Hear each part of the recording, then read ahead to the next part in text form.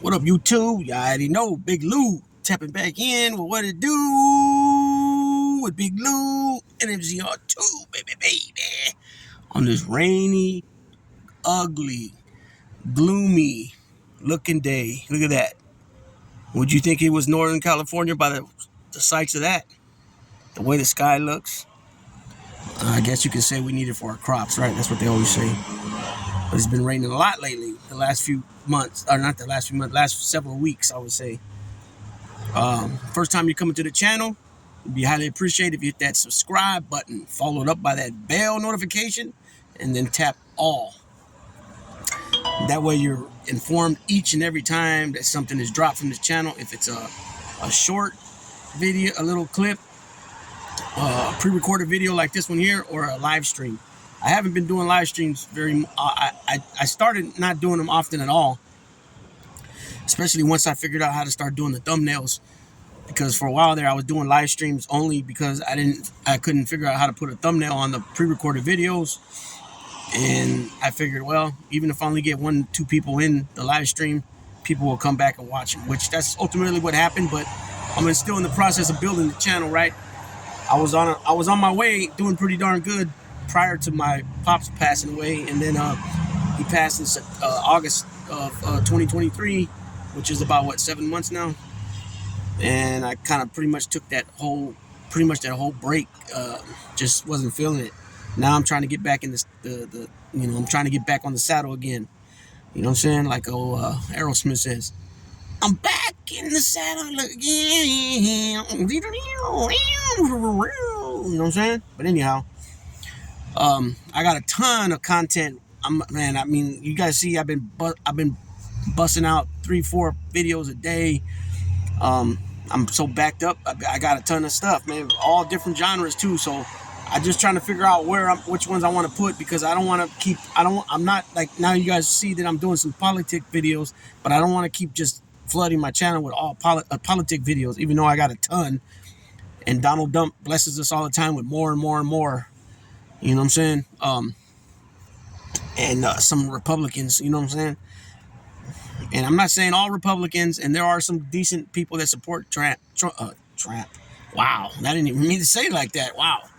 I call him Donald Dump. I don't even call him Trump. And I sure don't call him Tramp. I don't know why that was going to come out. I guess it just was a slip of the tongue, I guess. But some of this stuff is just off the hook. It's comical, really, when you think about it, what his supporters preach or what they're about. It's like oil and vinegar, you know what I'm saying? It don't mix, right? It's like water and oil. It's like night and day. It's like east and west. It's like yin and yang, you know what I'm saying? It just doesn't mix. It don't make no sense. It's total contradiction at its finest, you know what I'm saying? It just, I'll be touching on those when I get to those type of videos, right? But this one here is just a little something that I read earlier in the news about Matthew J. Ornellas Jr., 33 years old. He escaped from a prison, low-level prison in Hawaii. He was spotted. They even dropped a video of him climbing up the wall. He went on the wall, like up the wall, climbing up, back, standing this way, going upwards with his hands on that side and his feet on this side. And he climbed up, and then he hopped over he went over Barbwire. And then they gave chase, and then he was out of sight for a little while, and then they heard like some screeching noise, and bam, he got hit. They found him on the road, and then he was transported to the hospital. And he was in reported to be in stable condition, and then serious but stable condition, and then his health turned for the worse, and he passed. So I'm gonna just go ahead and read this article. This is from CBS News. Inmate escapes jail, then fatally struck by hit-and-run driver. This was from 12 hours ago. A man who escaped from a Hawaii jail was struck by a vehicle soon after died Thursday from his injuries, authorities said. Matthew J. Ornellas Jr. was seriously hurt in a hit-and-run after he fled from the Cowway Community Correctional Center just after 1 a.m. last Friday. The Hawaii Department of Corrections and Rehabilitation said. So right there it says Hawaii Department of Corrections and Rehabilitation. Up here it says inmates escaped from jail. So that's not jail if it's a Department of Corrections, right? In a correctional center. I mean, it can be named correctional center and it'd be a jail, but this is the Hawaii Department of Corrections and Rehabilitation. He scaled a fence with razor wire and correctional officers gave chase, but lost him out of sight when they entered a dense brush area, officials said. Soon after, they heard a loud sound from the road and found him laying next to Kuhio Highway, about 100 yards from the jail. And an ambulance transported him to a hospital where he remained in serious condition and in custody. His condition deteriorated and he was pronounced dead Thursday. So, like I said, his name is Ornellas, 33 years old, was in a minimum security. He was a minimum security inmate serving time for drug conviction. Officials said the Department of Corrections and Rehabilitation said it's continuing to investigate the escape.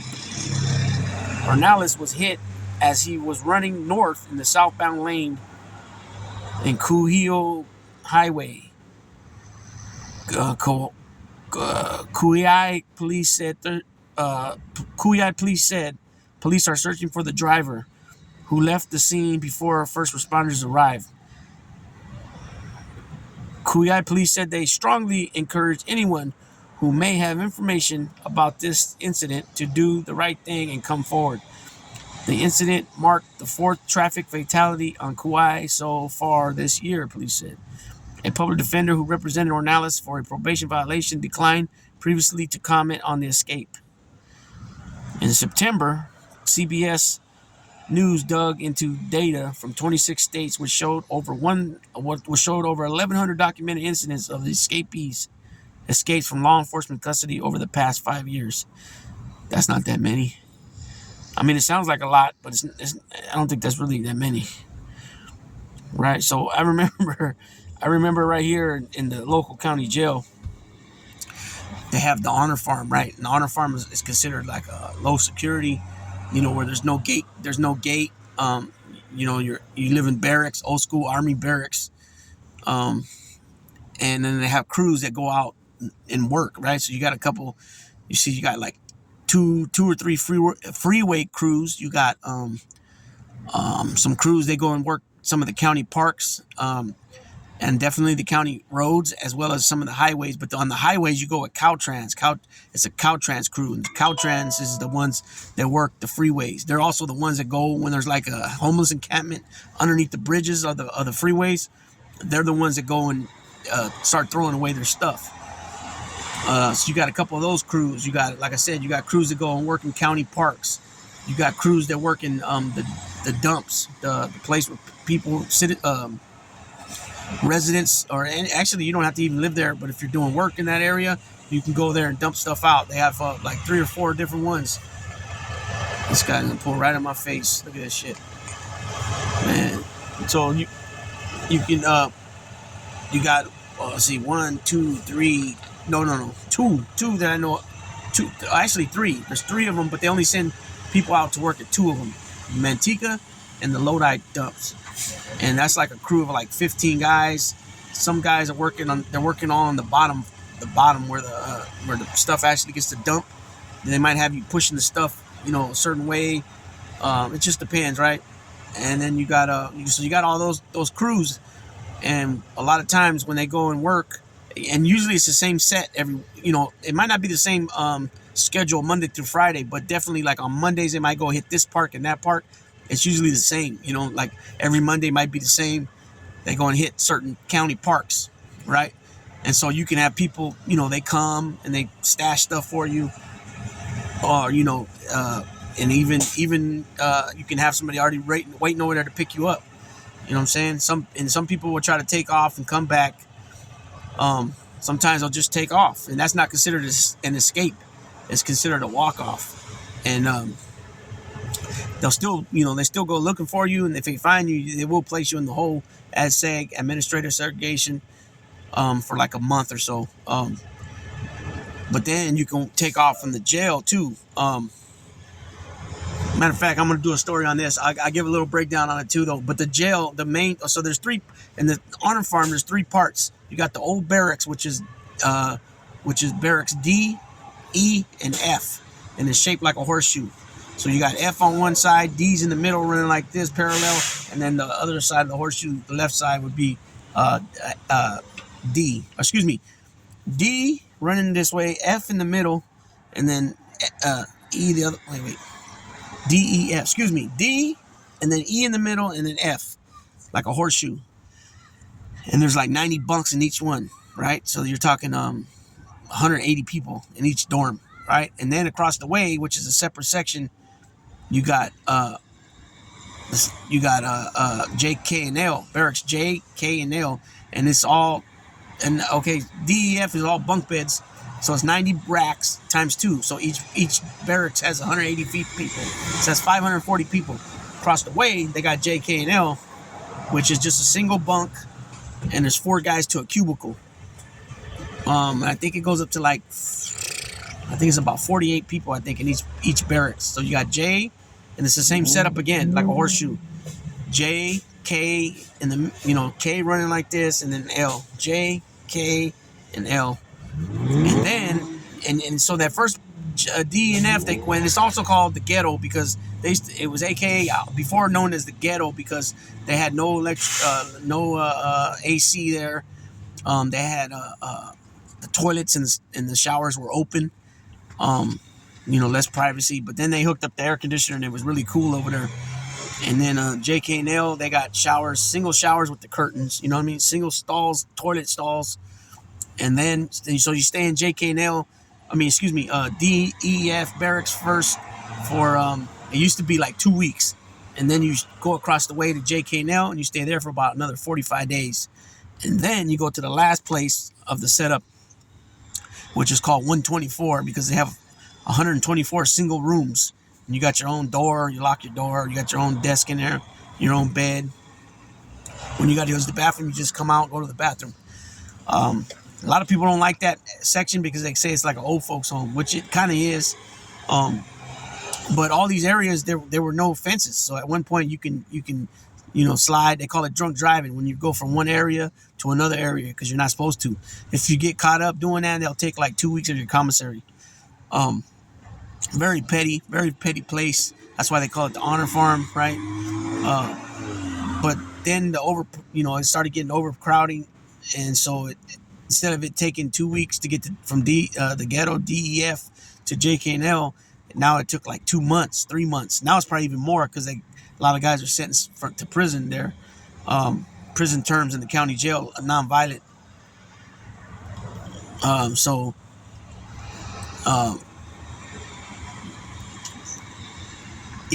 About 3. I don't know exactly now because I only was only there once. And it was over 20 years ago. And then JK&L, like I said, it was 45 days. You'd be there. Now it probably went more to like 3-4 months.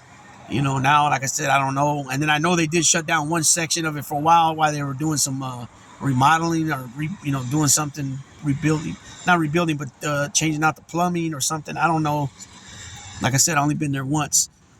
But it's very easy at one time to escape. I'll tell this story real fast. It'll be just a quick little story that I'm not going to tell it in full because I might break that down. It might be part of the true crime series on my channel. So this guy, he's locked up. And he's locked up for inside Michael's, the craft store. He has his girlfriend in the store, and he has her on the floor, and he has a shotgun, and he cocks it, right? And he shoots, boom, but he don't shoot at her. He shoots right next to her, but it goes off. Police come, he goes to jail. As he's inside jail, he's in the main jail where you wear orange top, orange bottom. If you're in the hole and you're considered a level 8, they'll put you in a red top, red bottoms. If you're in the hole but you're level 7, you'll be in an orange and orange. The whole main jail, you're in orange though, right? Okay. So what happens is there's still some guys that'll be out there on the honor farm that are for whatever reason, they could be sentenced, but then a new case comes up or something comes up where they have to go to court. It could be something like child custody. It could be something like anything like that where they can still go to court.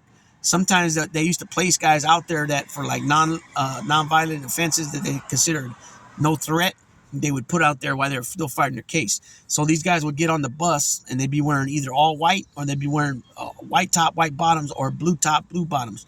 If they're wearing a white top and white bottoms, that means they're kitchen workers, right?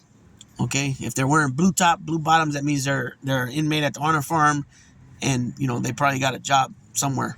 It could be in the barracks. It could be a school there. It could be whatever. So what happens is this guy goes to court, and this cat he recognizes that it's also in court with them.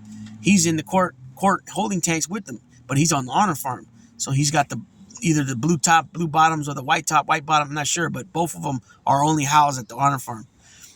And so at that time, what they would give you was a little clip that would clip to your pocket, and it would be your ID. It'd be your ID hanging off a little clip. So what these guys ended up doing was they looked alike. They were Asian Americans, and they had long hair. I think they both had long hair. I know they were both Asian Americans that did resemble each other. So what this guy did was he switched out the clothes that guy had, put them on, and when they returned back to the jail, they flopped spots. The guy that was originally in the honor farm went to the main jail, and the guy that was in the main jail with the more serious charges went to the honor farm. And when he got to the honor farm, it was all set up that the same girlfriend that he shot the shotgun right there next to her head ended up going over there and picking him up. He ran out the front of the gate because it doesn't close, and he was gone. And he was on the run for months. Months. Like, it wasn't over a year, but it was he was on a good month's run, maybe 6 months, 8 months, maybe even 10 months. And so many times they were close to catching him, and he would just slip away in the nick of time. But they finally got him, and then he was eventually struck out. But I'll break that story down more once I can find the names and stuff. I forgot what it was, but I forgot what his name was and all that. And but it just shows how some of the things are some of the the regulations and stuff in the jailhouses, how loose some of the things are, and then also how a lot of the stuff is petty. You know what I'm saying? And it just shows a lot that a lot of stuff needs to be repealed and not replaced, but replaced in the manner of to make it better, more secure. You know what I'm saying? That type of way. Yeah, so that's about it on this one. I'm going to go ahead and close this video. It ended up being way longer than I thought it was going to be. It's already like 18 minutes. So I'm going to tap out on this. I might have a follow-up video coming soon here on about grifting. And also I gotta touch again on some more on these some of these content creators again, man. Because I just heard some way out shit. They just don't understand. They don't get it because they never lived that life. Like I said, they never been there and they never done that, and they ain't never going to been there and never going to done that, which is just okay. But it's like your conviction, the way you speak about things. You speak with such a conviction, like you know it firsthand. You know it personally. You know how it goes down. You only know how it goes down because you read about it. You've heard people that has lived that life speak about it, but nothing from your personal point of view. You know what I'm saying? A legit personal point of view, a legit personal perspective. You know what I'm saying? So I'm going to touch on that again, but in a different aspect than when I touched earlier, because I heard something said that just blew me away. That it just sounds, when these guys, like, they're really calling these guys out, it sounds clownish, man. You know what I'm saying? But all right, I'm going to go ahead and tap one out. Big Lou.